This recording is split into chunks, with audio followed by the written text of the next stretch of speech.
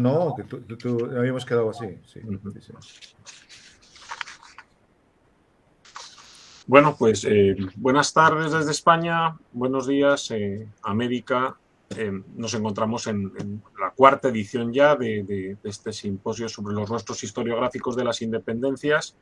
En los tres anteriores tuvimos un gran éxito de público y por lo que hemos visto luego posteriormente ha habido una gran cantidad de accesos a las distintas redes, ya fuesen en Facebook o fuesen en YouTube.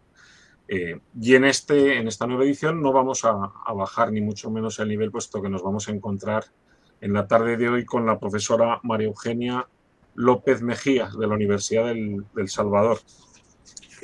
Sobre su currículum tendríamos que decir que estudió Historia en la Escuela Nacional de Antropología, Historia Moderna y Contemporánea en el Instituto Mora de México, es doctora en Ciencias Sociales por el Colegio de Michoacán, ejerce de directora del Archivo General de la Nación del Salvador, es fundadora del Comité de Memoria del Mundo del Salvador, que está adscrita a la UNESCO, también profesora investigadora en la Escuela de Ciencias Sociales, en la Facultad de Ciencias y Humanidades de la Universidad de El Salvador, y actualmente es la directora de la Academia Salvadoreña de la Historia.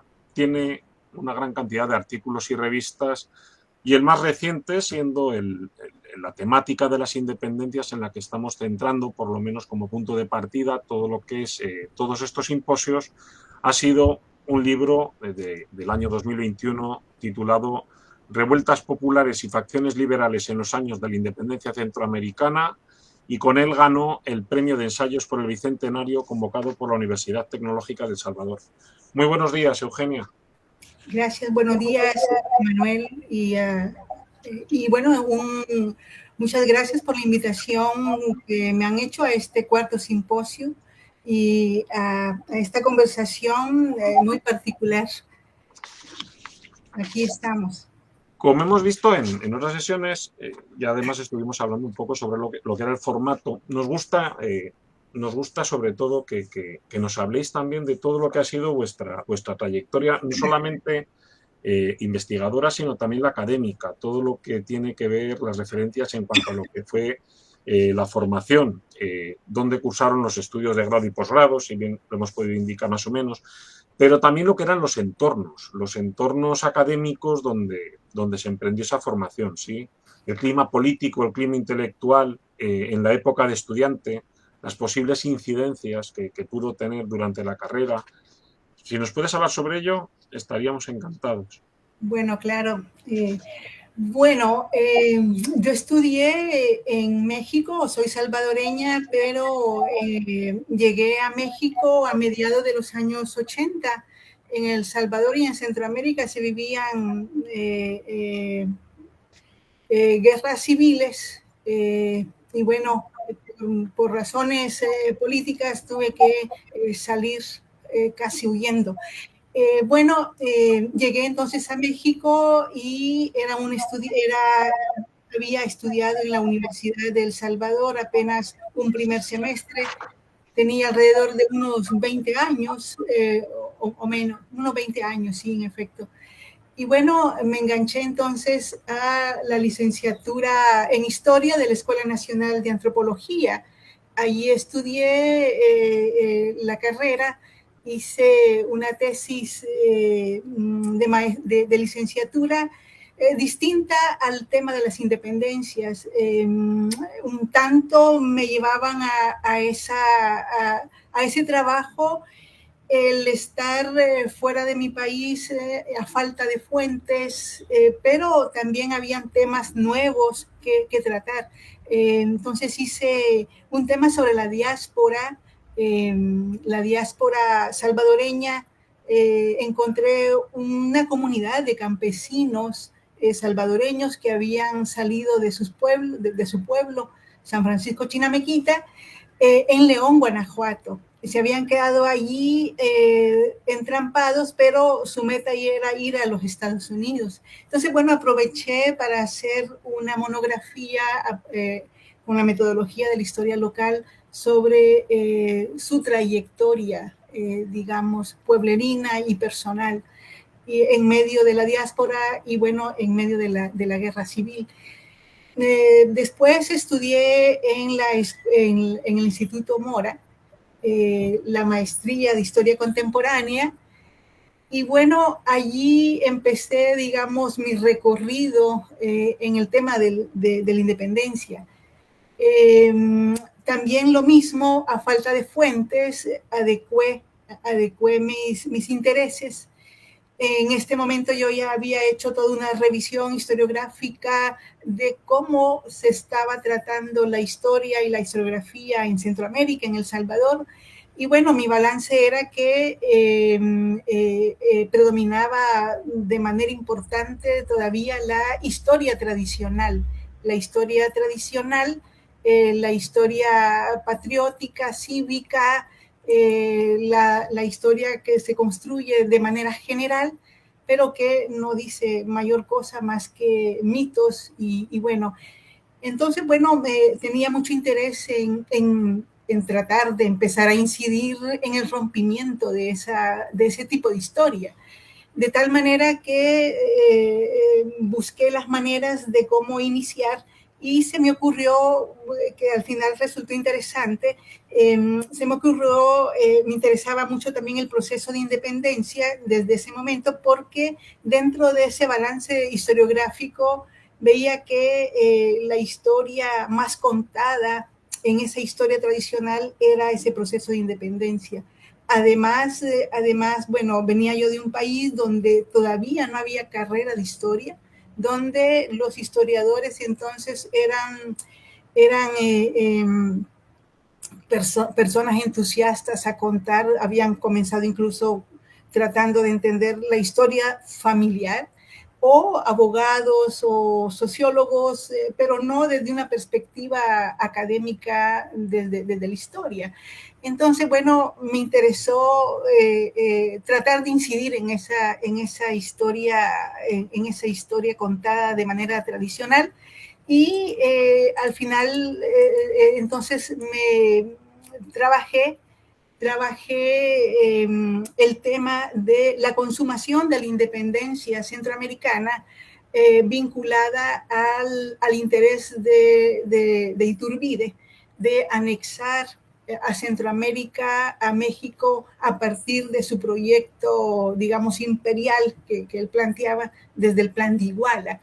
Entonces, bueno, esto lo podía estudiar precisamente porque en el AGN de México había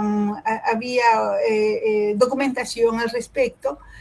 También habían dos importantes colecciones en las bibliotecas, en la biblioteca de la UNAM, por ejemplo, y en la biblioteca de Relaciones Exteriores, dos colecciones importantes documentales sobre precisamente el tema de la anexión a México, que se vinculaba un tanto con la consumación de la independencia. Estas eran la de Eleodoro Valle, un diplomático hondureño que se dedicó en su tiempo a hacer esa labor de unir este material, y era inmensa la colección. Y también las cartas, la correspondencia en 2 tomos de Filísola, el brigadier Filísola, que fue el encargado que envió Iturbide para el tema de esta anexión a México. Entonces, las fuentes eran ricas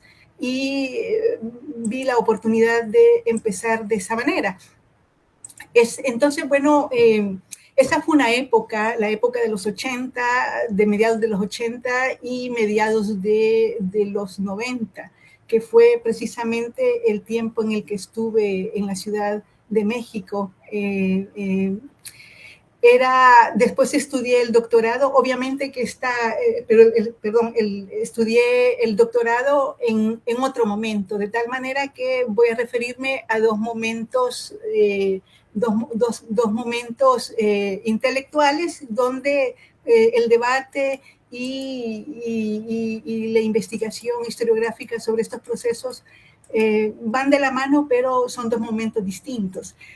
Porque el doctorado entonces lo hice en el Colegio de Michoacán, ya entonces de regreso en El Salvador, incorporada como docente e investigadora en la Universidad de El Salvador, donde soy docente también en la carrera de Historia.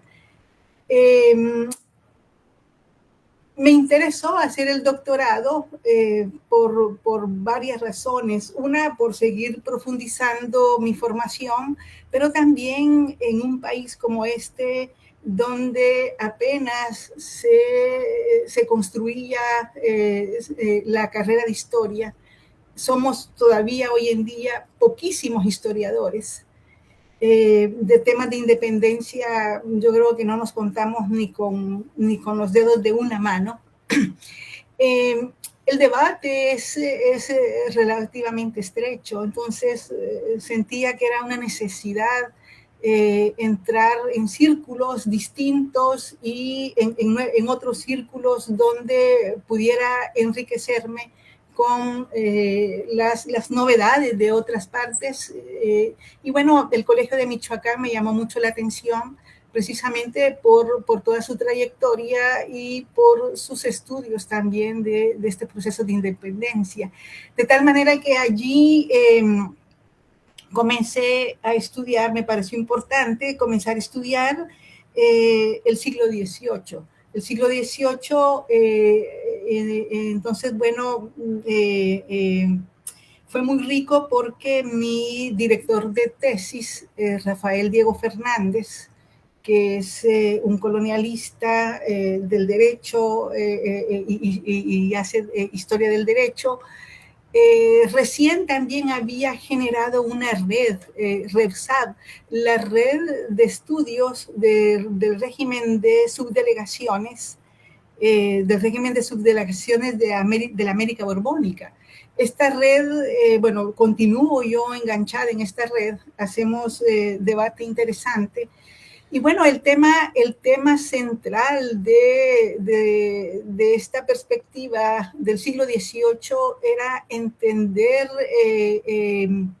el tema de las transiciones políticas desde el siglo XVIII hasta la era republicana, a partir de normatividad jurídica, de formas de gobierno, de prácticas políticas, de instancias de gobierno, incluso de división territorial. Entonces, en este contexto, digamos, empecé a trabajar el siglo XVIII y fue interesante estudiar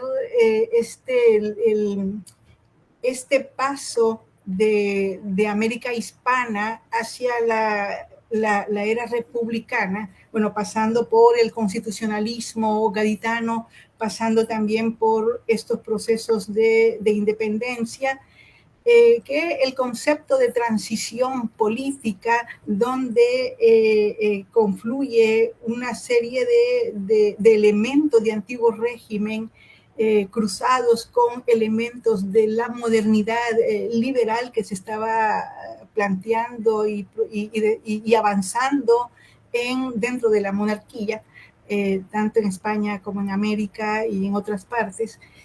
Entonces, bueno, esa ha sido la perspectiva que yo he ido trabajando a partir del doctorado. Una pregunta. Dentro de todo lo que ha sido de esta trayectoria, porque estamos dando el salto, aparte entiendo que Rafael Diego Fernández fue su principal referente como director. Sí. ¿Hubo algún otro maestro, alguna otra referencia, alguna lectura que le marcó particularmente en todo lo que fue esa visión en la que se encarna de lo que es la transición política desde la época borbónica hasta lo que fueron la consolidación de los regímenes republicanos? ¿O qué lecturas fueron las que le impactaron particularmente junto al que fue su maestro? Bueno, antes quiero mencionar, porque para mí fue importante también, mi maestra Virginia Guedea. Ella fue maestra y directora de mi tesis del anexionismo a Centroamérica. Ya con ella pude entrar a las lecturas de Antonio Anino, de François Guerra, de Jaime Rodríguez, de ella misma también. Mientras yo trabajaba esto, Virginia Guedea estaba sumamente entusiasta estudiando la insurrección de Morelos y a Morelos. Entonces, bueno, ¿Y Virginia cuando estaba en el Mora? Sí, Virginia entonces era profesora del Instituto Mora. Entonces, bueno, trabajé con ella y fue muy rica la experiencia, trabajar con ella y ver también su experiencia de investigación. Y luego, bueno, lo que tú me preguntabas sobre el tema de transiciones. Sí, en la red estamos estudiando, digamos, esta temática de la transición desde, digamos, el análisis de la normativa jurídica. Digamos, Tao, por ejemplo, de Argentina, es alguien fundamental en estos estudios.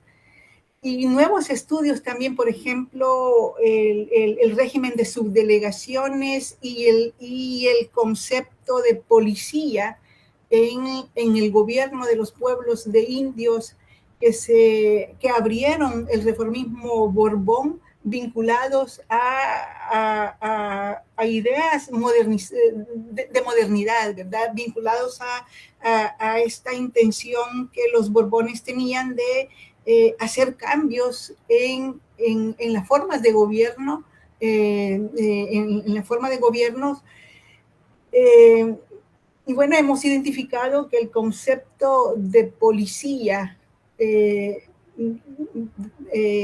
aplicado a la modernidad o creado desde la modernidad fue retomado, digamos, por el reformismo Borbón.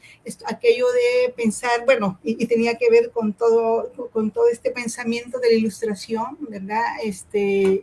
Hacer efectivo el gobierno de los pueblos de indios. Yo me he dedicado centralmente a estudiar el gobierno de los pueblos de indios. Entonces, cómo buscaban hacer mucho más efectiva el gobierno en cuanto al gobierno económico, el gobierno, el control, bueno, el control social también. En un sentido para modernizar y hacer más eficiente el gobierno de la monarquía, ¿verdad? Entonces, bueno, obviamente esto en la práctica era un chasco, porque los pueblos de indios y ya en estas épocas las lógicas rompían mucho con este intento de organizar los pueblos de indios en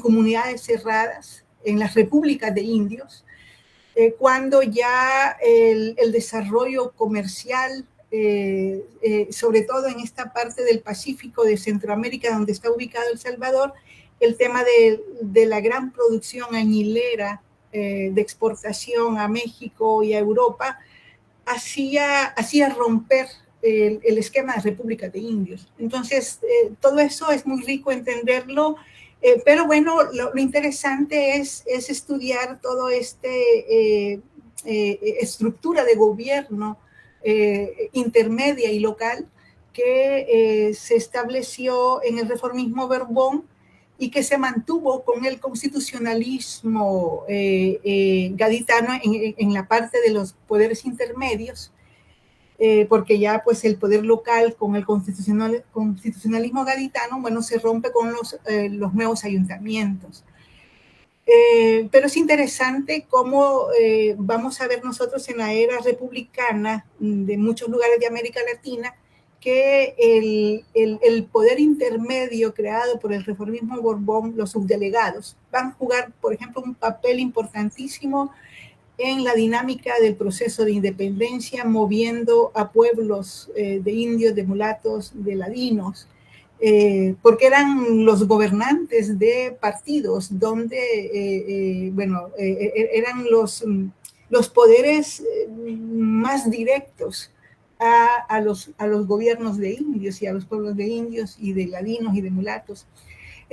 Y también los jefes políticos, en la era republicana se van a convertir en jefes políticos una lógica que en la estructura de los nuevos estados nacionales, centroamericanos y en mucho de América Latina, el antiguo subdelegado, ahora en la era republicana, convertido en jefe político, juega un papel importante en el gobierno territorial, digamos, ¿verdad? En la división nueva territorial. Entonces, todo esto ayuda mucho a comprender también el proceso de independencia y ese proceso largo de modernidad que sucede en estos periodos y donde se insertan los procesos de independencia también. Hablando de Virginia Guedea como una de sus maestras, es una pregunta que nos interesa particularmente y a todas las profesionales, mujeres, les insistimos y les preguntamos, por ser además un tiempo en el que entendemos que es una pregunta clave. ¿La condición de género influyó de alguna manera en lo que fue su trayectoria académica, ya sea en positivo, fuese en negativo? ¿La condición de mujer le afectó de algún modo en lo que fue su trayectoria académica e investigadora? Vemos que tiene una maestra y es mujer también, pero sí que nos interesaría particularmente.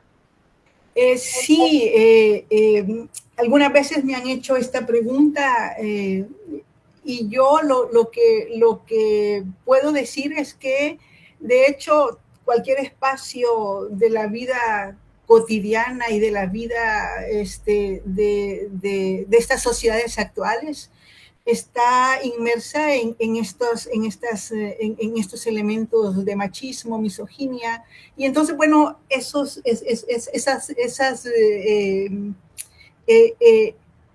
esas actitudes masculinas y femeninas incluso afectan a cualquier mujer en cualquier espacio que se mueva. Entonces, en ese marco, yo puedo decir que como investigadora, como docente, y en este campo de la historia, no deja de aparecer también ese tipo de prácticas que yo pienso que no son tan generales, pero sí se dan en colegas, digamos, que sí tienen actitudes de marginación, digamos, a las mujeres.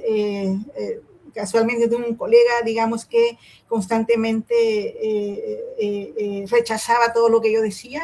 Eso es ya muy recurrente. Uno puede decir, esto no es normal, viene de cierta percepción o simbolismos, digamos, de otro colega. Entonces sí se dan, pero yo creo que las mujeres cada vez más tenemos formas de resistencia a esas actitudes, a esas prácticas, y las sabemos sobrellevar o evadir, pero no dejan en efecto de afectar, digamos. En mi caso no he tenido así un problemón de género como para, decir si me afectó gravemente en mi trayectoria intelectual, sino, pero sí se puede notar en algunas prácticas de colegas.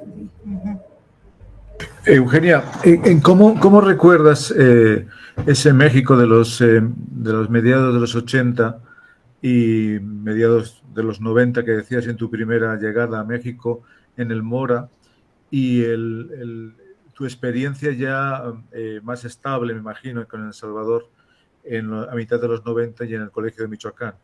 En ese México y en ese Mora de mitad de los 80 y de los 90, ¿qué recuerdas en este caso? Y si de alguna forma ya consolidó, porque tu licenciatura de historia es en El Salvador o ese... No, es en la Escuela de Antropología. Es en la ENA. Es en la ENA. Ajá. Sí, yo llegué a mediados de los 80. Incluso yo me incorporé a la Escuela de Antropología, gracias a la solidaridad política con mi país. porque bueno, era entonces el director de la escuela, Gilberto, perdón, se me ha olvidado su nombre, que era el que coordinaba el Comité de Solidaridad de El Salvador y de Guatemala en México. De tal manera que habíamos un grupo de salvadoreños, incluso colombianos, que estaban en las mismas situaciones, nicaragüenses, guatemaltecos, que de pronto aparecíamos en México de la nada y sin poder, digamos, tratamos entonces de ni modo reconstruir nuestras vidas.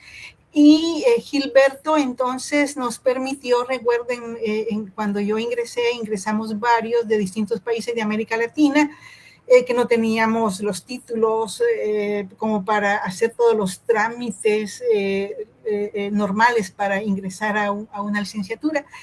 Y bueno, nos permitió tiempo para que los consiguiéramos y hiciéramos el trámite académico normal. Se hacía un curso propedéutico, lo hicimos, y si pasamos el curso propedéutico, bueno, nos quedábamos en la escuela. Y gracias a ese tipo de cosas es que en mi caso pude empezar a esta trayectoria alrededor de la historia. Entonces era un ambiente de la diáspora salvadoreña, de la guerra civil en El Salvador, y en México se podía vivir estos tipos de solidaridad, de marchas de solidaridad, comités de solidaridad y todo esto. Y ya para la época de cuando estudié en el Mora, todavía continuaba este ambiente. Y la ENA era muy interesante porque, bueno, allí tuve mis primeros contactos con esta renovación historiográfica, digamos, amplia. Estudiábamos mucho, digamos, a los nuevos, a los interesantes autores, Michel Foucault, Michel de Certeau, la nueva historia política de América Latina. Y sobre todo ya con Virginia Guedea fue que me enganché más a esta nueva historia política de América Latina, en particular al proceso de independencia. Entonces, bueno, ese era el ambiente que se vivía. Ajá. Y en El Salvador, precisamente, como decía, bastante aislado, sin una producción historiográfica todavía nueva. Fue nada más hasta el año 2002 que se pudo abrir una escuela de historia, y yo creo que entonces, bueno, fue un punto de inflexión importante para la producción historiográfica salvadoreña, para engancharnos en la producción que ya venía avanzando en Centroamérica. Y las décadas del nuevo milenio han sido interesantes en cuanto a la multiplicidad de trabajos sobre el proceso de independencia que tenemos ya más en Centroamérica y en El Salvador también. Ese clima político que comenta Manuel y del que hablas en la ENA, ¿influyó de algún modo en todo lo que fue tu perspectiva respecto a las temáticas que investigabas?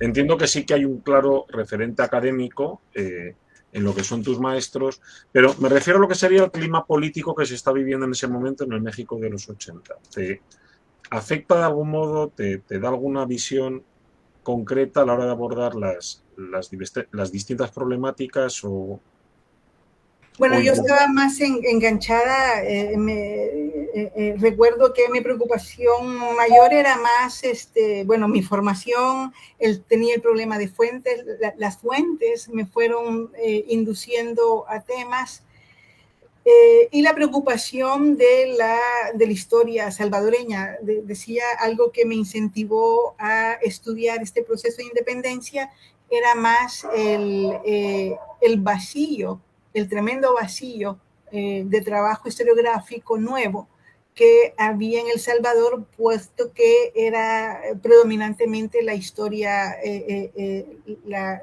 lo que la memoria colectiva y lo que en la enseñanza se recibía era esta tradicional.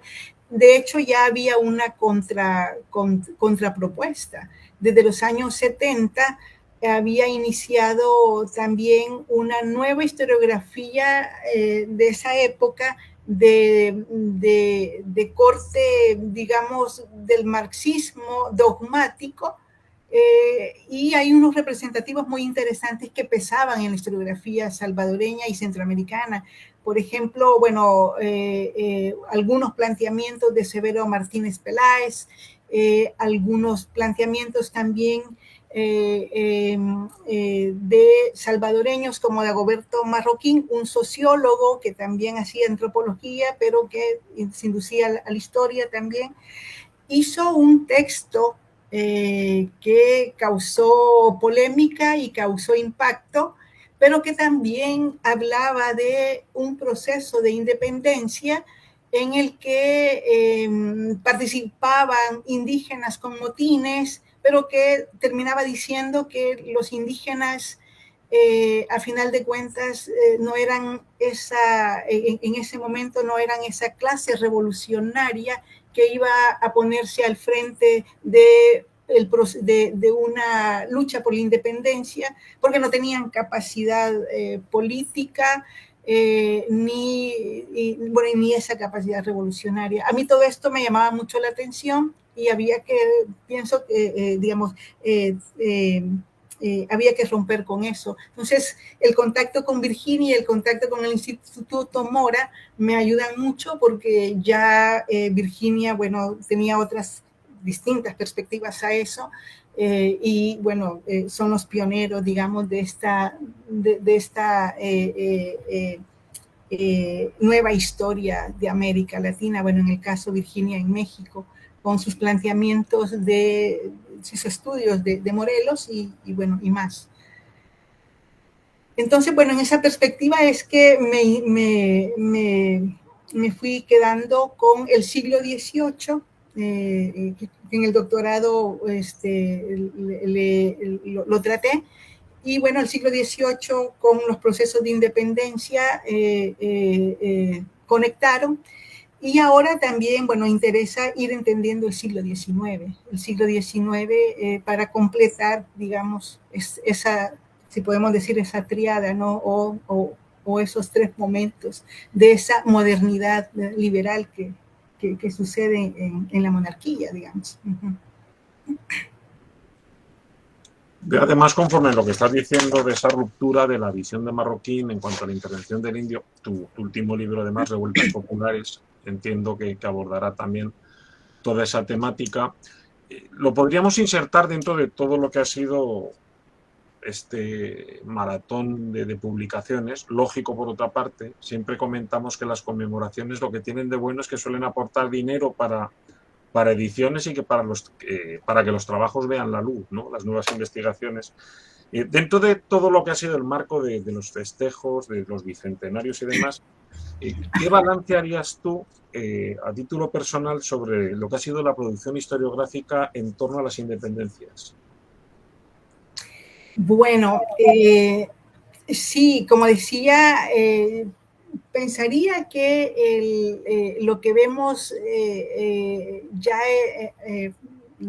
expresado en el Bicentenario venía siendo trabajo de años, y decía en el caso centroamericano y salvadoreño, las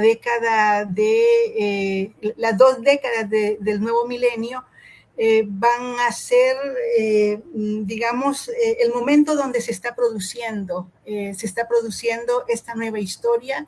Y bueno, la característica que van a tener estos trabajos es que son trabajos desde la perspectiva de la historiografía nueva, pero desde la historiografía política, la historia política.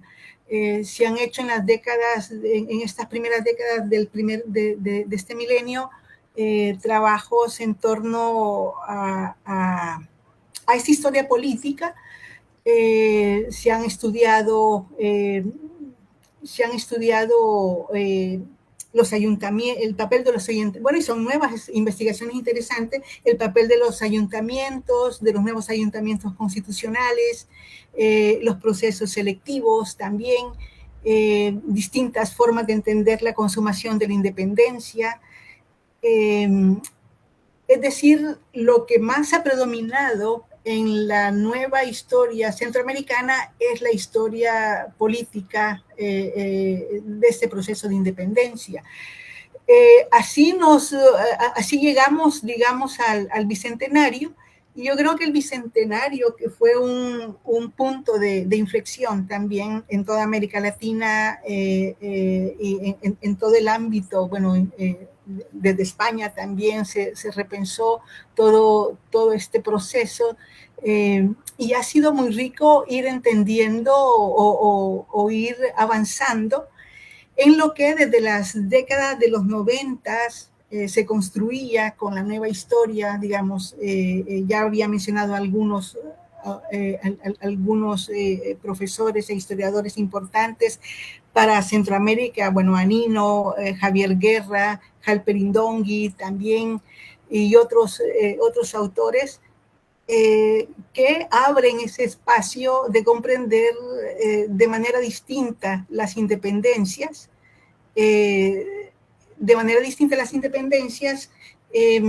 desde la idea de revoluciones transatlánticas, de revoluciones hispánicas. Y entonces, bueno, lo que más se ha trabajado en Centroamérica al respecto es esto, ¿no? Cuando llegamos al Bicentenario, hay nuevas generaciones de historiadores, jóvenes que vienen de nuevas generaciones, historiadores muy jóvenes, que están haciendo trabajos interesantes, más puntuales, para comprender otros espacios, otros actores, como por ejemplo se presentan en este Bicentenario trabajos sobre participación de mujeres en las guerras federales, por ejemplo, digamos, guerras inmediatamente posteriores a la independencia centroamericana, o también la participación de mulatos. Se está rompiendo entonces con la idea de ver al proceso de independencia como un proceso de élites criollas, que fue muy fuerte todavía en la década de los 90, en esta misma historiografía renovada, se tendió a hacer estudios y a comprender de esta manera estos procesos de independencia. Entonces, bueno, para el Bicentenario se ha hecho una reflexión, me parece, muy importante sobre esto. Ya se ven cambios en ese sentido, puesto que ya se están estudiando otros actores sociales, y me parece que la reflexión que hacemos desde Centroamérica es que en el marco del Bicentenario pudimos notar los avances que se habían estado dando, pero los vacíos también que se tienen en cuanto a conocer más ampliamente este proceso, este proceso de independencia en el marco de las revoluciones transatlánticas y de ese tránsito hacia la modernidad. Y hay nuevos debates, ¿no? De hecho, en América Latina me parece que se abrieron nuevos debates. Uno interesante es precisamente qué tanto es entonces el proceso de independencia un proceso de revolución o de transición. Creo que ese es un tema que hoy en día ha dejado el Bicentenario a la discusión. Y interesante también que se nos abrió la necesidad de entonces trabajar más la historia social. Se necesita comprender mucho más ampliamente este proceso, donde diferentes actores sociales, todos los actores sociales de la estructura social de esta época participan de una u otra manera resultando, bueno, obviamente que movidos por intereses particulares de grupo, de sector, y además ubicándose en los nuevos estados nacionales precisamente en distintos lugares. Es decir, desde mi punto de vista, por ejemplo, para poner un ejemplo, desde mi punto de vista, que he estudiado a los pueblos indígenas, los pueblos de indios de la época del siglo XVIII, al transitar, digamos, a la era republicana, terminaron perdiendo mucho más de lo que tenían en la época colonial. Perdieron el poder político de sus pueblos porque, bueno, los nuevos ayuntamientos los absorbieron en gran parte de estas poblaciones, de estos pequeños pueblos que existían, no cubrían con los requisitos que requerían la organización de estos ayuntamientos, pero además a lo largo del siglo XIX perdieron aquellas tierras comunales de las que gozaban en la época colonial. Entonces hay un cambio trascendental en detrimento y además dentro del ámbito cultural todo un proceso, podríamos decir, de desindianización en esa modernidad liberal como se entendió, como la entendieron las élites culturales y políticas del siglo XIX. Entonces, bueno, hay diversas reflexiones que se han hecho y creo que lo más importante es que pensamos, desde mi punto de vista también, me parece que hay necesidad de profundizar mucho más en la participación de los diversos sectores sociales en este proceso de independencia, analizarlos con mayor detalle y romper también con lo que se ha venido trabajando, parcializando este proceso, y resultando, bueno, que a la hora del Bicentenario me parece que nos hace falta tener una visión más amplia, global, de síntesis, que nos permita comprender de manera integral o de manera global el proceso de independencia centroamericano. Entonces, bueno, el balance es, bueno, y los retos están allí planteados y esperemos que continuemos avanzando en esta renovación historiográfica en ese sentido para completar, digamos, mucho más nuestro conocimiento de estos procesos. Siempre solemos preguntar ¿por qué en el siglo XXI sigue siendo relevante o consideras que puede ser relevante el estudio de las independencias? Lo has contestado en parte con lo que estabas diciendo. Yo, por mi parte, la verdad es que no puedo más que darte las gracias y abrir, si acaso, el arco de preguntas generalmente lo hacemos a los asistentes, caso de que no están hoy en abierto, a Ascensión, a Manuel y a Gabriela, por si quieren hacer algún apunte o hacerte alguna pregunta al respecto. Manuel. No, sí, pero no sé si Ascensión y Gabriela quieren preguntar algo. Bueno, yo por mi parte reconozco que el mundo de las independencias de Centroamérica no me es muy familiar, yo lo reconozco, ¿no? También es cierto que no tenemos, no sé si me equivoco, la colección de Manuel ahí está, ¿no?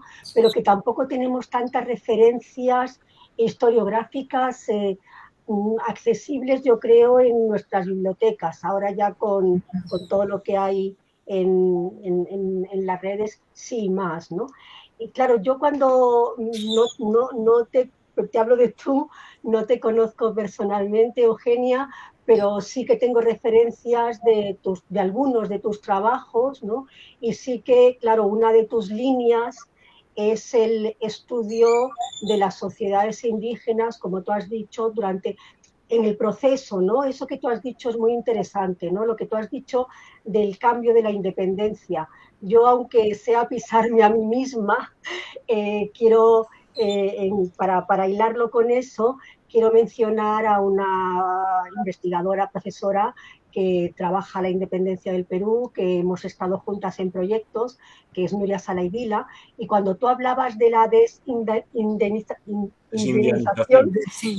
ella, para lo que ella es una persona que se mete en los archivos locales y se mete, ¿no? Y se va a Ayacucho, y se va a Arequipa, y se va al Cuzco, y justo ella, una de las cosas que advertía era que en el tránsito pre y post independencia, en muchos pueblos indios se mantenían las mismas autoridades antes y después, en los ayuntamientos de indios. Es decir, que no afectaba en muchos casos políticamente el cambio, sino que ellos mismos seguían siendo los que gobernaban en algunas regiones, ¿no? Eso ella lo ha trabajado muy bien porque ha trabajado las elecciones en ayuntamientos del Cuzco, de Ayacucho, de Arequipa, y se sorprendía y lo transmitía, y bueno, en lo que ella ha estudiado, ¿no? Lo que pasa es que, claro, es que son mundos tan...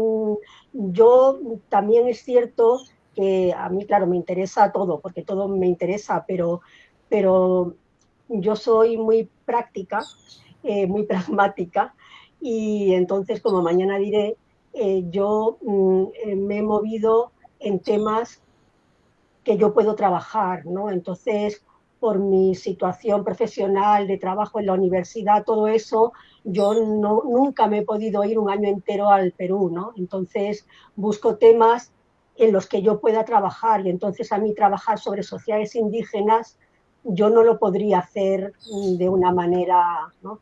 Y entonces, pero me parece fundamental, pena que no esté Eric Banjon, ¿no? Porque efectivamente, ¿no? Es un espacio de los procesos sociales, políticos, que es fundamental, y a mí me atrae mucho. Y en el caso de la independencia del Perú, se está entrando ahora bastante fuerte, ¿no? Bastante fuerte desde abajo, ¿no? Desde decir, bueno, en este tiempo y en este espacio, ¿no? Y así ir un poco construyendo todo el armazón, ¿no? Digo, durante la independencia, el comportamiento de sociedades indígenas, del lado de los independentistas, del lado de los realistas que hubo, ¿no? Todo eso, que ahora hay cosas muy interesantes, ¿no? Y a mí me fascina. Lo que pasa es que yo reconozco que es un tema que no podría trabajar bien por la falta de fuentes, ¿no? Pero por eso me interesa mucho lo que tú haces, Eugenia. Sí, en efecto, hay que tomar en cuenta eso que tú dices, que cada región, cada audiencia y cada lugar de Hispanoamérica era completamente distinto. Eso es importante porque nada menos en Guatemala, donde es cierto, las regiones indígenas habían tenido siempre un poder muy importante en el periodo monárquico, y eran numerosas, pudieron traspasar el constitucionalismo y los ayuntamientos, y ganaron los ayuntamientos constitucionales. Pero en el caso típico de El Salvador, que fue en realidad muy particular, donde eran una multiplicidad, eran múltiples los pueblos de indios con pequeñas poblaciones. Incluso es interesante cómo en el caso salvadoreño hay todo un proceso de ladinización desde mediados del siglo XVIII, porque precisamente la gran producción añilera, que descansaba mucho más en territorio salvadoreño, hace que la población indígena escape de los pueblos de indios y se vayan a las haciendas y a las fincas añileras. Allí es interesante cómo, con la figura que se construyó en esta época, los colonos, aparte que se volvieron colonos, se volvieron ladinos, empezaron a crear pequeños poblados pequeños poblados, muchas veces escondidos entre las montañas, entre los barrancos, para que no los persiguieran y los volvieran a meter a los pueblos de indios.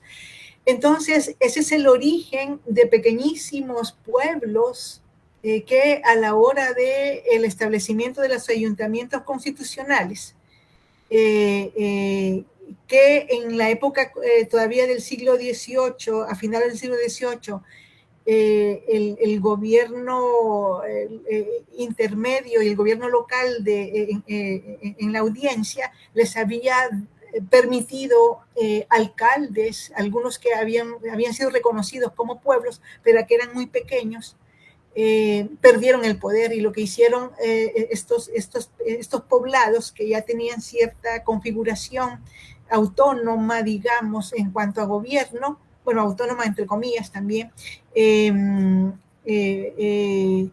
van a pasar a barrios o a cantones de un territorio dominado por el ayuntamiento constitucional, que en buena medida, en el caso salvadoreño, fueron ganados los ayuntamientos por criollos o mestizos o ladinos.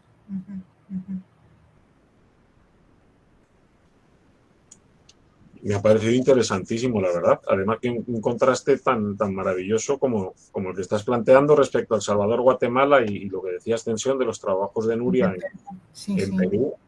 Sí. Por eso decíamos que este tipo de reuniones es que acaban siendo muy ricas, porque ya no es que hablemos particularmente solo de lo que trabaja cada una, sino que las comparativas, los cotejos, suelen darnos perspectivas totalmente insospechadas porque no te las planteas simplemente.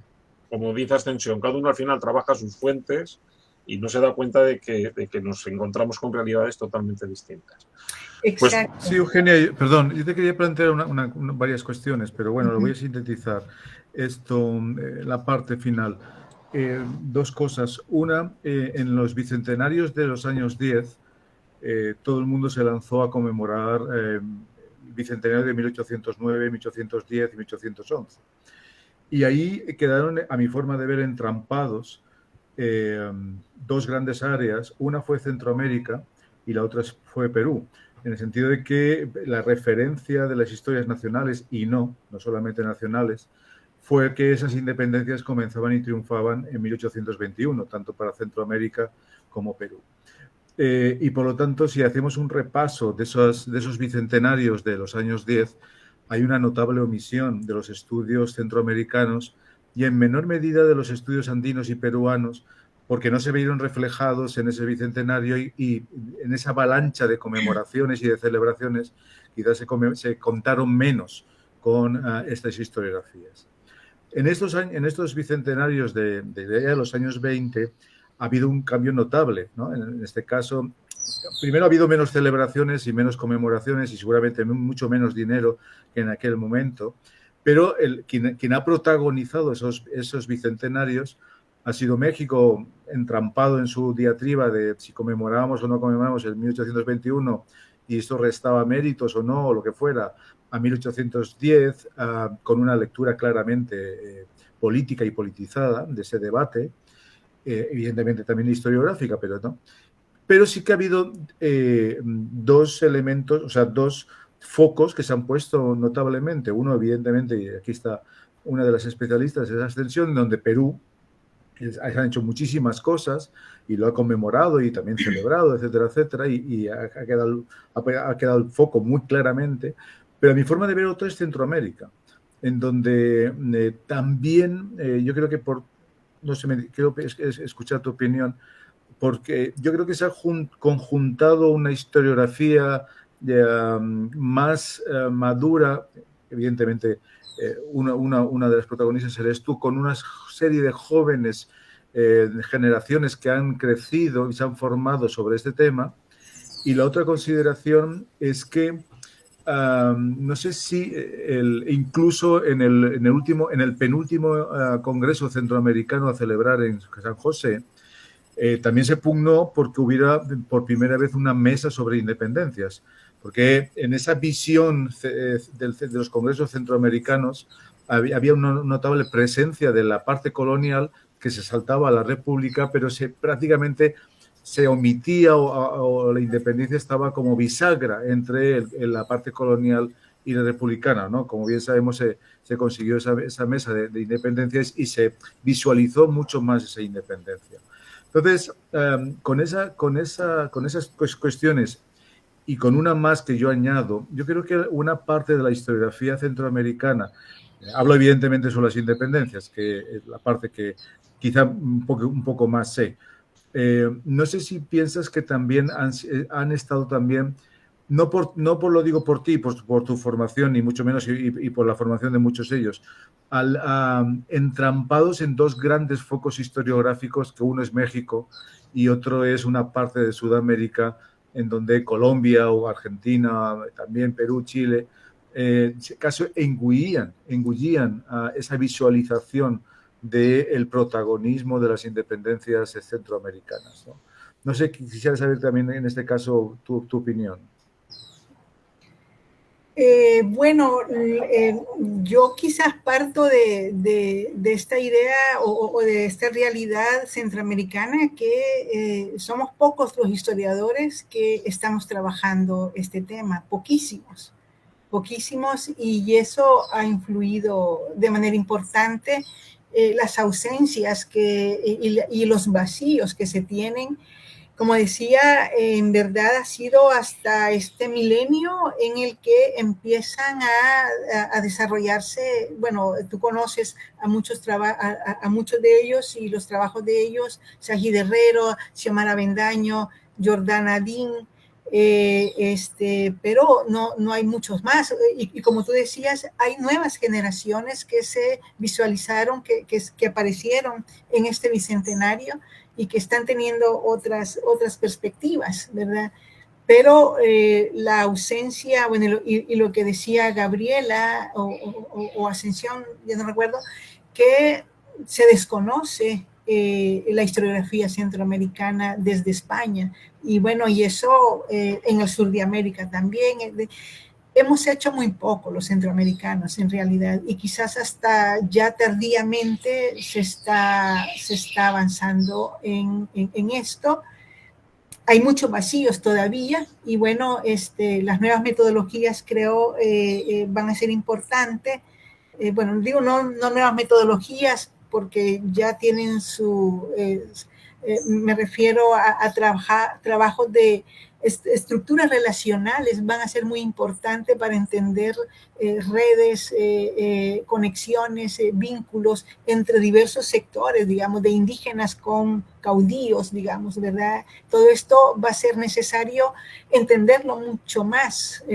Nos hace falta mucho, pienso yo, y tenemos muy poco material intelectual, digamos, en ese sentido, puesto que son escasos los historiadores que estamos trabajando y esperemos que las nuevas generaciones lo hagan, pero a mí me llama la atención algo que yo les preguntaba a un grupo de mis alumnos, porque es curioso, bueno, que en la carrera de historia que hemos creado en la Universidad del Salvador, que ya lleva 20 años, bueno, este año cumplió los 21 años, preguntándoles a los chicos, porque no hacen trabajos de independencia, no hacen trabajos de la época colonial.